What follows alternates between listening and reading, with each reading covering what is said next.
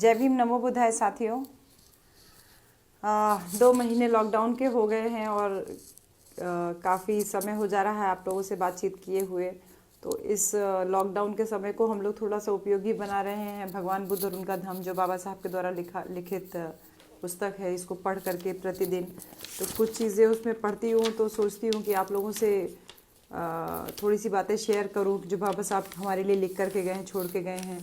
क्योंकि गाँव में भी अब बहुत सारी मीटिंग्स तो हो नहीं पा रही हैं, लेकिन ये संदेश फेसबुक और व्हाट्सएप के माध्यम से आप लोगों तक आसानी से पहुंच जा रहा है। जो बच्चे स्मार्टफोन लेके चल रहे हैं और उसका उपयोग इस तरीके से कर सकते हैं कि आप लोग इंटरनेट से डाउनलोड करके और वीडियोस आपस में शेयर करके उसको देख सकते हैं और उससे अपनी महिलाओं को, अपने घर की महिलाओं को जागरूक कर सकते हैं।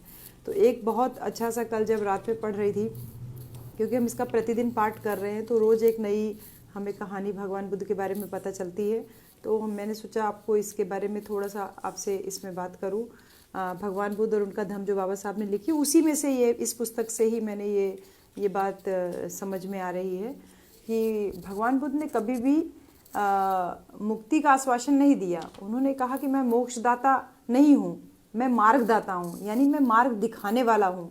मैं तुम्हें कोई मोक्ष नहीं प्राप्ति कराने के लिए मैं नहीं जन्म लिया हूँ, या मैं कोई मार्ग मोक्ष के लिए नहीं तुम्हें बता रहा हूँ। मैं केवल एक मार्ग बता रहा हूँ, उस मार्ग पे चल करके आप निर्वाण को प्राप्त कर सकते हैं। बाबा साहब ने ये लिखा है इस बारे में कि बहुत से धर्म इल्हामी धर्म माने जाते हैं, क्योंकि लेकिन भगवान बुद्ध का धर्म इल्हामी धर्म नहीं है। इल्हामी से क्या मतलब है कि मतलब इल्हामी धर्म ये कहता है कि इसलिए कहा जाता है इल्हामी धर्म क्योंकि वह ईश्वर का संदेश है, जो उसके द्वारा निर्मित प्राणियों के नाम होता है।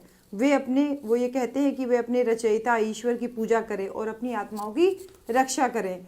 ये संदेश सुना जाता है कि किसी को भगवान सपने में आए थे, उन्होंने संदेश दी और ये उनका संदेश इस किताब में लिख दिया गया और आप उसको मानिए।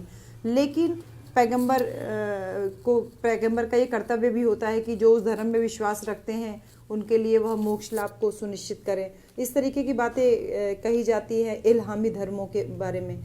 और भगवान बुद्ध ने कभी भी अपने आप को कोई इल्हाम यानी कोई पैगंबर नहीं बताया, कोई खुदा का या कोई भगवान का पैगंबर या खुद को ईश्वर होने का कभी दावा नहीं किया। और सबसे महत्वपूर्ण बात है कि भगवान बुद्ध का जो धम्म है वो एक खोज है। खोज का मतलब होता है डिस्कवरी। इसलिए इसको किसी भी इस्लामी गलत बोल दिया मैंने, इल्हामी धर्म से पूरी तरीके से भिन्न है। भगवान बुद्ध ने स्वयं कहा कि मैं मार्गदाता हूँ, मुक्तिदाता नहीं हूँ। और इस बात को एक सुत्त में एक ब्राह्मण जो भगवान बुद्ध के परम शिष्य हुए थे, सारीपुत्र और मोगलायन, उसमें मोगलायन के बीच में जो भगवान बुद्ध और मोगलायन के मध्य एक संवाद होता है, उससे भगवान बुद्ध ने खुद इस बात को स्पष्ट किया।